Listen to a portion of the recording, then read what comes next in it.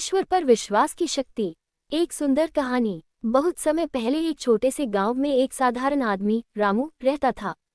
वह बहुत गरीब था और उसका जीवन संघर्षों से भरा हुआ था। लेकिन एक चीज थी जो उसे हमेशा उम्मीद देती थी, उसका गहरा विश्वास भगवान पर। वह हर रोज सुबह भगवान का नाम लेकर काम पर जाता और दिन भर मेहनत करता। रामू के पास न तो संपत्ति थी, न कोई बड़ा परिवार, लेकिन उसका दिल हमेशा खुश रहता था। गांव के लोग उसकी इस खुशी को देखकर हैरान रहते थे। एक दिन गांव में एक बड़ा संकट आया।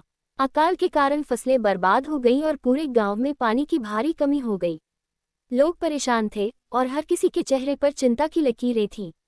रामू ने ये देखा और उसने सोचा कि अगर हम सब मिलकर भगवान से प्रार्थना करें तो शायद कुछ बदलाव हो। उसने गांव के सभी लोगों को इकट्ठा किया और सबको बताया कि वह भगवान से प्रार्थना करने के लिए जंगल के पास स्थित मंदिर में जा रहा है। कुछ लोग तो उसे हंसी में उड़ा रहे थे, लेकिन रामू ने बिना किसी चिंता के कहा, ईश्वर पर विश्वास रखें, वह हमें निराश नहीं करेंगे। रामू मंदिर में गया और उसने दिल से भगवान से प्रार्थना की। उसने कहा, हे प्रभु, इस संकट की घड़ी में हमारी मदद करो। हम सबका जीवन तुम पर निर्भर है, कृपया हम पर अपनी कृपा बरसाओ। रामू की प्रार्थना खत्म हुई और वह लौट आया। जब वह गांव पहुंचा तो उसने देखा कि आकाश में अचानक बादल घेर आए थे। कुछ ही समय में मूसलाधार बारिश शुरू हो गई। सभी लोग चमत्कृत थे, क्योंकि यह बारिश उनके जीवन के लिए संजीवनी साबित हुई थी। पानी की कमी दूर हो गई और फसलें फिर से उगने लगीं। गांव में खुशी की लहर दौड़ गई। रामू ने ये सब भगवान पर विश्वास रखने और एकजुट होकर प्रार्थना करने का परिणाम बताया।